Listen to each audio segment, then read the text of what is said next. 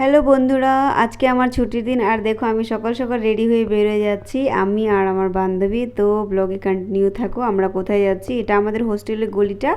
তো এখন রাস্তায় বেরোইলাম। তো গাইস হালকা বৃষ্টি পড়তেছিল, তো এর জন্য ছাতা নিয়ে বেরিয়ে পড়েছি। তো আমরা চলে আসলাম শিলিগুড়ি লায়ন্স ক্লাবে। আমার চোখের ডক্টর দেখাইতো, তো এখানে ডক্টর ভিজিট কাটার জন্য লাইনে দাঁড়ায় আছে আমার বান্ধবী।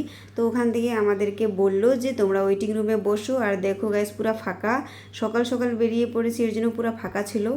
তো আমরা ওয়েটিং রুমে এখনও বসে আছি। আর গাইস দেখো আমার জুতার কি অবস্থা হয়েছে, রাস্তা পুরো কাদা কাদা ছিল, তাই জুতাটা পুরো নোংরা কালো হয়ে গেছে।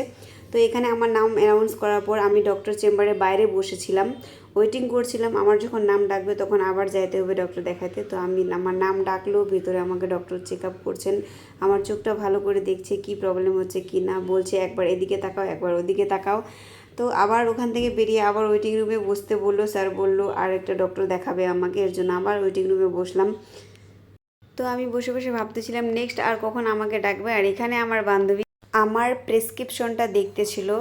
তো দেখতে দেখতে নেক্সট ডক্টর দেখানোর জন্য আমার নাম ডাকলো। তো আমি বাইরে ওয়েটিং রুমে বসে আছি।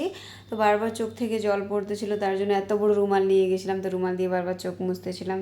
তো ডক্টর দেখা হয়ে গেছে, তো আমি জুতা পরতেছিলাম, বাইরে জুতা খুলে রাখছিলাম। তো তো এখন আমরা বাড়ি যাচ্ছি, মানে যাওয়ার পথে। তো এখানে বের হতেই গেটের সামনে দেখলাম রাধাকৃষ্ণ মন্দির, তো ওখানে একটু প্রণাম করলাম। আর আমরা একদম গেটের বাইরে বেরিয়ে এসে আমার বান্ধবী এখানে ওষুধ টষুধ নেওয়ার পরে কাগজগুলো ভালো করে গুছাচ্ছে। আর এই যে দেখেন এটা হচ্ছে শিলিগুড়ি লায়ন্স ক্লাবে আসছিলাম। তো এখন আমরা যাচ্ছি। আপাতত বৃষ্টি নেই, বৃষ্টি তো নেই, কিন্তু হালকা ঠান্ডা লাগছিল, তো আমি একটু গায়ের জ্যাকেট নিয়ে নিয়েছি।